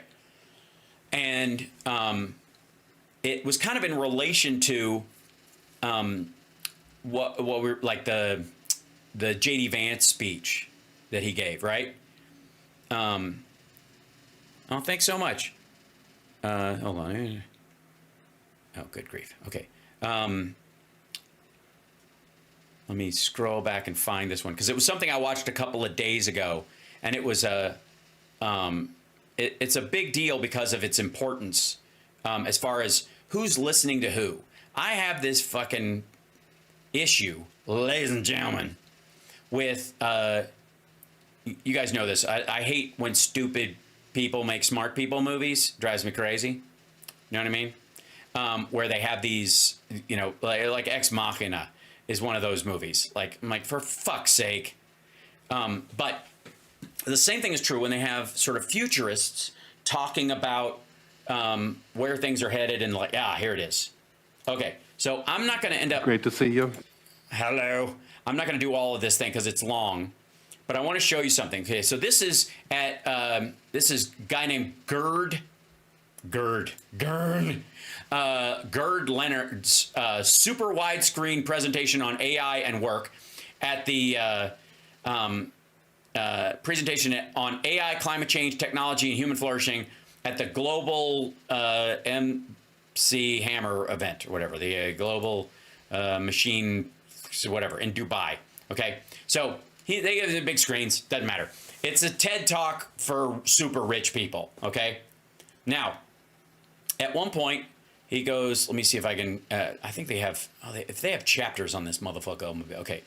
Climate change, renewable energy, convergence of human and machines, artificial intelligence implications, artificial intelligence, general intelligence, the role of AI in knowledge work, the future of labor and AI's impact. Okay, so this will probably get us That's why straight. I'm saying what we should do is we should pursue intelligent assistance and AI as tools. Okay, Rob and I have talked about this, that AI doesn't do anything, it's another tool.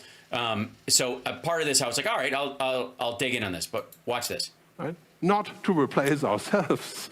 That's why I think the mission to build something that replaces us is kind of a suicide mission. In Silicon Valley, they are saying humanity's knowledge is limited and our creation will depend on AI to create things like medication and solutions and science. That AI will make the science. Right? You heard rumors about the World Health Organization. Right? People saying, well, we shouldn't have this anymore because we can replace it by AI. Right? So we make those decisions based on a machine. I think that's very questionable. But really? Generate savants, that is, specialized assistants that will work with you in whatever you do. An artist savant, a music savant, a physics savant, and so forth. Those savants will work with you to do research, drug discovery, solve problems, can do many things. That's Eric Schmidt from Google, by the way. It's he's the former CEO and chairman of Google, but this is the idea behind like AI is an addendum. Okay. Why 5 years? Because today we have all the components necessary. Eric Schmidt, the CEO, former CEO of Google, right here in Riyadh just a few months ago at another conference, says we're going to generate, to build, to create savants, which is a weird term, right? Basically wise people, right? People that understand, polymath, that understand everything. We're going to create AI that understands everything. Does that strike you as a good idea? What does that mean for the labor market? It means the end of the labor market. Okay, so this is where I'm getting into the whole idea of like, Elon Musk spoke at this thing. Everybody around him buys in on this shit. They all, if they weren't there, they wanted to be there. Okay? Right. The end of the labor market. And a beginning of a new one, of course, right? If we had a new one, it would be great. But you know what Gromsky says about change? He says the old one is breaking and the new one isn't here. And we're here to build the new one. Because one thing that could happen is that maybe we're going to work a lot less. Somebody's phone rings in the middle of it. Maybe because of AI, we're going to end up in a place where we work 20 hours a week for the same money. But for that to happen, we have to change capitalism, right? That's definitely not capitalism. If we're going to spread the money like this, right? That is a completely different cup of tea. That's not the current economic logic. The logic is you work a lot, you get paid a lot. That won't work here. Also, that's not true. I like to say, like, again, there's a bunch of oversimplifications. This is why I hate when stupid people make smart people movies. Same thing with this kind of situation. No. As a matter of fact, if you go by hours worked of a CEO, it isn't about how hard the work is. It's about their attention span to the job 24/7 or something like that, or being president or something like that in theory. Whereas there is a ROI on how hard you work versus how much you get paid, right? Everybody knows this, that there's only so much that you can give to a job while you get from that job, period. So the idea of like, if you could stay up all the time and you didn't sleep and you just kept doing this one particular job, unless everybody else does it, unless every other aspect of it is automated or exists on an entirely different productive schedule, wouldn't fucking matter. Right? You just stack boxes and they'd have to sit there and wait for somebody to come and clear them. So, like, again, especially when it comes to like intellectual work, because the stopping and thinking part is the value of humans, right? Right? We have to think about how we can change that and what the alternatives are. As we're going into this future, which is our future, we're going to have power tools. Okay, and by the way, what a lame fucking giant screw gun AI picture that he went, hey, make a screw gun that looks like it's creating a wormhole. A person with a power tool beats the person without a power tool. End of story. Always been true. Now with AI, I as a futurist... Also, not necessarily the case, depending on the fineness of the work. Once it becomes, fine craftsmanship, speed or brute forcing it doesn't necessarily, there's definitely exceptions to this rule on a massive scale. Think of fine furniture versus IKEA. A researcher, a writer, filmmaker, I have power tools. I'll show you some in a minute. I'm very happy with the power tools, but I don't sit down and adore the tool. The tool is not the purpose of my life. The tool is like a hammer. Yeah? If I have a hammer, I can go and kill the neighbor with a hammer, or I can build a house. By the way, my analogy, 6 months later, showing up in Dubai. You're welcome. It's the same with AI. We're going to need to have some rules around the power tools, right? Because imagine, if you have a power tool like a nail gun that shoots nails in construction, you don't give that to your 6-year-old son to shoot some nails for fun, right? You have some rules. You have some things around the power tool that change it, that find a way to actually come up with this. The main thing about this is...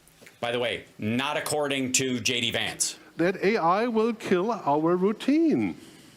The stupid work, the monkey work, the commodity work. All of us do commodity work.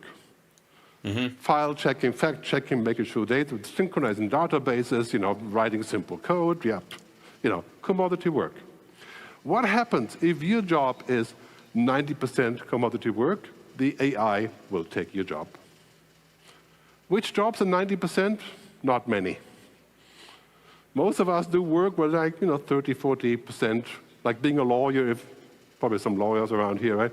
You do commodity work, but not that much. The AI can do it.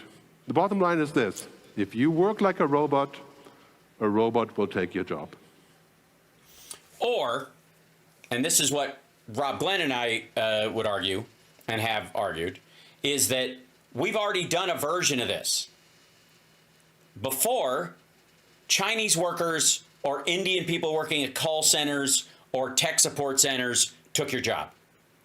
Virtual assistants doing people's taxes, doing their, corporate busy work, digital paralegals that work overseas or remotely. That's where the work went. The difference is it comes here and a robot does it, or a piece of AI software does it, instead of it being done in China while somebody sits toiling at a desk they're basically chained to. Okay? So the other thing too is that you bring it back home, it's no different than what you were doing before. Instead of that job being sent to China or being outsourced to somebody who's working in India digitally, it's just done here on a machine. And then you can either use that person that you were using before who was maybe doing the call center stuff to do other things that you need a real human being for. And now you've got, you invest in AI, how? No, I mean, I don't even know how one would go about doing that per se. Honestly, I mean, OpenAI is probably the most forward-thinking one of all of them, and you can't buy stock in it currently, in their current model. It is only the investors that can build in it. The minute they go live with that, it's over. It's $1 trillion company in an afternoon. But anyways, the point being is that this guy, is making the case that it takes your job and not all the things that you previously might have outsourced or your business might have outsourced overseas. It comes home to you. You're going to be personally managing it. And then if you can have multiples of them operating all the time, you could never replace that many workers overseas or find the workers here in the country. So you could 10x, 20x, 100x your output. Also not new. Second bottom line, if you study like a robot in school or at university, you will work for the robot. Because you'll be like the robot. You just download information for later use. He has a, sorry about all of his breathing, that's pretty irritating as well. He has a visual that he puts up at one point that I want to show you. Who's that? He plays this guy, ChatGPT and the future of AI. So that's his bot that he created. And then he talks about people working in an office and yada, yada, yada. And then one of the things, okay, this is what, where it's headed. That's what he's talking about. Okay, and it'd be graphics, whatever. And what the hierarchy of work will be. And then he goes to, let's see if they show a wider shot of it. They should.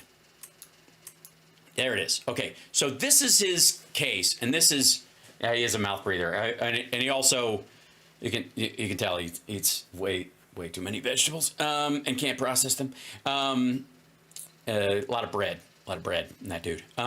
So these are the things over here on this chart. These are the things that you cannot directly commodify via AI. Mystery, compassion, intuition, emotions, creativity, imagination, empathy, consciousness, and what's the next one? The human. Ethics. These are all the things that are inherently human in these things. You can do things that look like them, you can recreate them, and you can write about them, but you can't actually institute them through machination. You can only a human makes the decision. We need to make this compassionate, therefore the AI will act in a compassionate way. We need to make this machine work in an ethical way, therefore we will change the fuel source or look for another fuel source. Okay? And things, right? They're growing. And on the other side, that's why it's better if my son or my kids in general could learn how to program. That's always good, but they can also build a sandcastle. Or have a fight, right, and negotiate. I mean, this is the important thing about. So this is about, his point is that kids end up needing to be more like kids again, instead of on this kind of intellectual track towards being in a techno future, right? Okay, so on the other side of this, he puts purpose. This is the hierarchy of human worth: purpose, wisdom, understanding, tacit knowledge, deeper knowledge, and intellectual knowledge in this part of it. Wisdom being the highest point of humanity because it is something robots are incapable of doing, because they are just repeating what they've done. They can't actually genuinely contemplate. I have kids. I have a son. He has kids, I think. Being human, emotional. This guy's, Gerd Leonard is a futurist. The important thing, though, is that where he is and who he's talking to. They take him seriously within limits. I have my issues with what he's saying, but you can see the seeds of these kind of things aligning all around. Imagination, creativity, design, all of those things. Because we're moving in a future where knowledge work, explicit knowledge, is done by machines. Explicit means hard-coded rules, objective, logical, codified. Also, you could take it from like oral tradition and memorization of history or the Quran or any of those things to a written book. Now those books hold the knowledge until you need them, and anybody that can go to a library or have access to that book can open it up, look on the page, and know that thing. You understand? Okay. We're still in this cycle of knowledge. We're still in this. We have not moved past this. This is not, oh my God, we're going to doom this historical loop that we're in, and we always create a monster that blah, blah, blah. This stuff is the era we're in, and it started arguably with the printing press, and we're still in it. Question was, can AI innovate? Depends on your definition of innovate. And if you mean create things that don't currently exist, not on its own. You can ask it to, and in which case it does the calculations, but it's the human being that is seeking to innovate that makes it look for that in the first place. So that's like saying, can a marble roll? Yeah, if you flick it. But it won't roll on its own. Or if gravity changes, it will do that. Or if if the ground tilts. But a marble won't roll on its own. It is capable of rolling, but it will not have the impetus to do that. And innovation is an impetus-based concept. And it matters, again. Lead paint, toys, furniture, woodwork, paint chips, yummy, right. Intelligence is learning from your own mistakes. Wisdom is learning from the mistakes of others. I would argue the opposite. Intelligence is learning from the mistakes of others because it's an abstract. Wisdom is learning from your own mistakes because it's deeper and more abiding. And often the mistake, Groove Dragon, that you would learn in that circumstance is that you should have learned it from watching other people screw up and you didn't. And that's why you became wise. Does that make sense? So the point is, this guy's talking about the end of knowledge work and the end of what is governmental work. So let's talk about what Doge is for a second, and then I'll let you guys go because we're over time. And I appreciate you guys putting up with me on this episode of the show. It's a little different than what I normally do. But since Trump is just fucking spinning his wheels and none of his stuff it's like he's juggling chainsaws and nothing has come down yet. Not really. We will just pay attention as they come so we know. So we're actually fighting what actually happens in front of us. But the automation, most of what government does, most of the activity of the government is knowledge work, and it is repetitive. It is the same thing over and over again. Think of DMV processing of licenses. It's the think of processing Medicare, Medicaid claims and the like. Does that make sense? So eventually, that work will be done either by an AI or an AI overseen by a human being, more than likely in government. In businesses, it won't, or outsourced to a company that does it through AI. And then the substructure of that company will assure the voter and the government that's paying it that they are, keeping a watchful eye.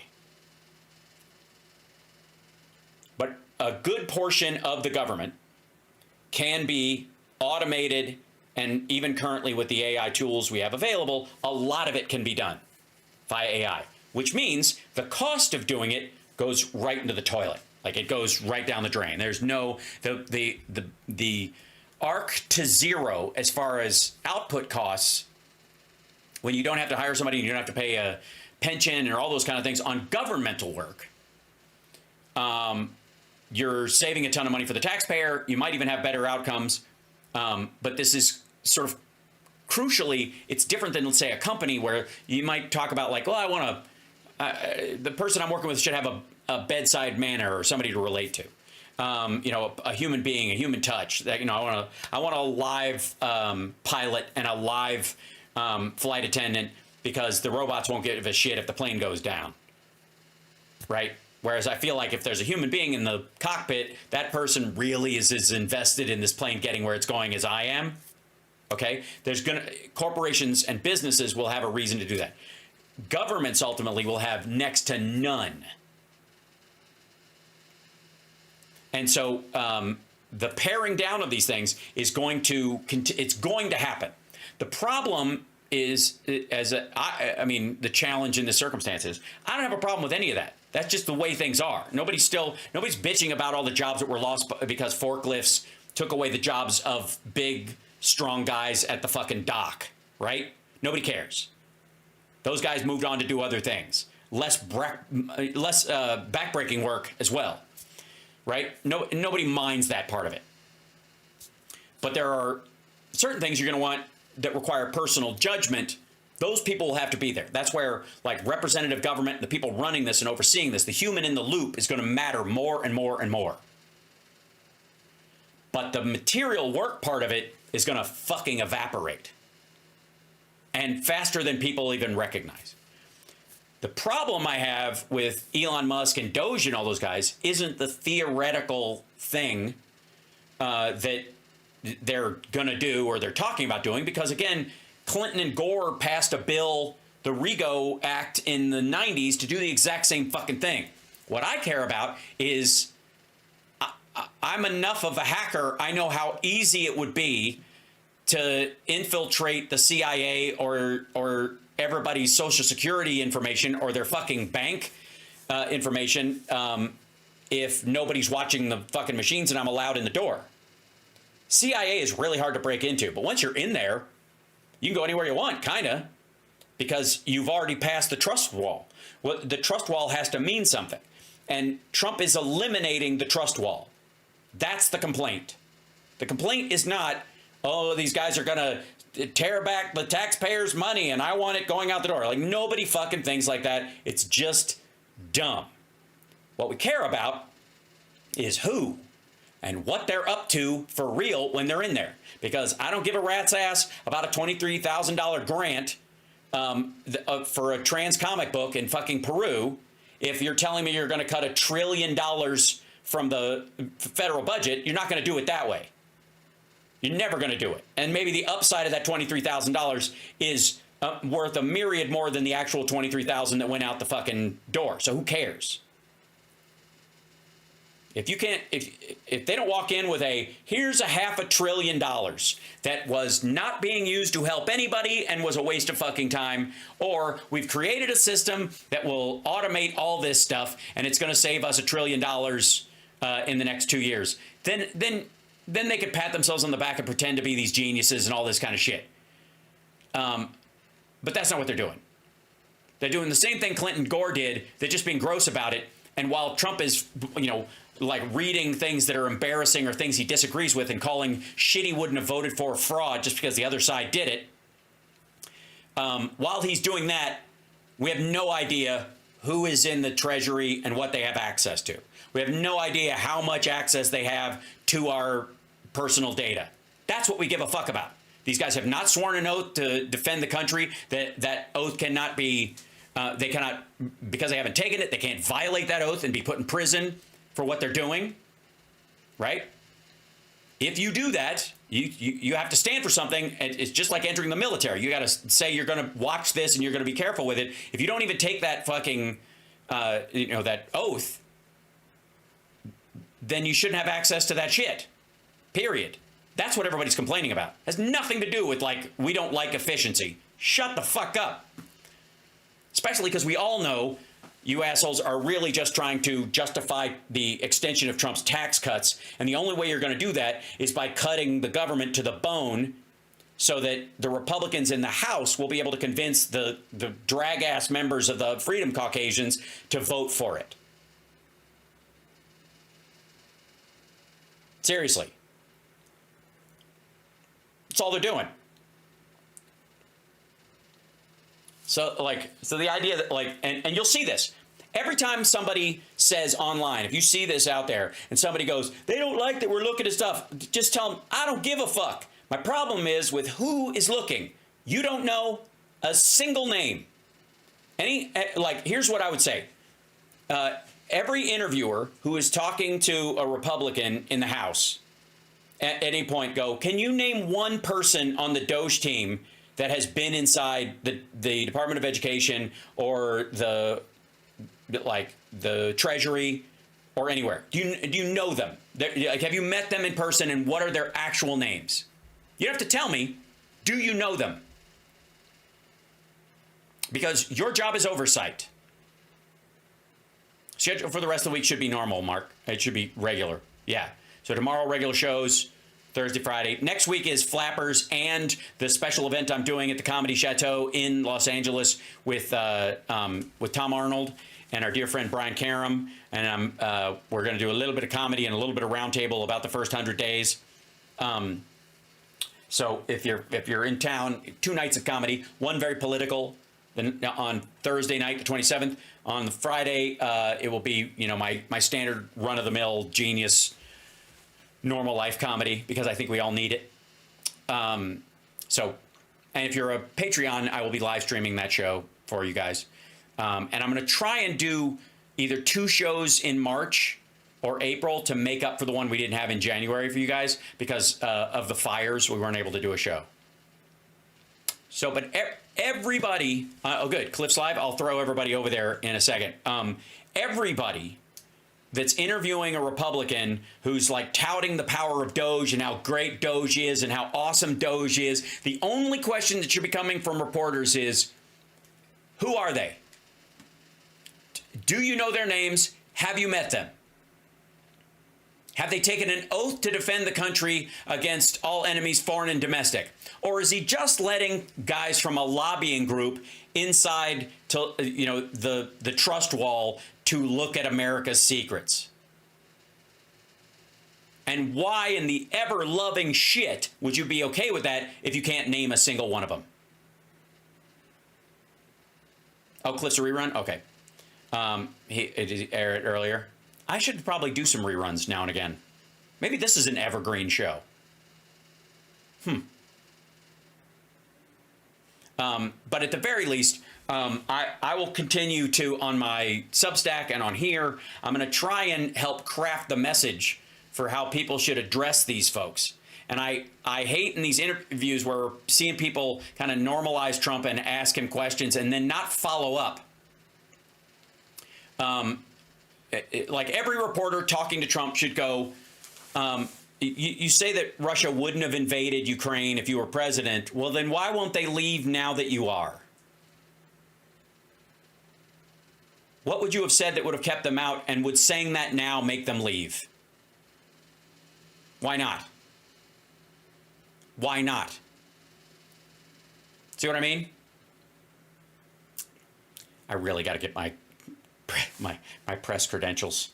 Because at some point, it's like, I just don't see them asking those questions, and it drives me a bit crazy. So I will see you guys tomorrow.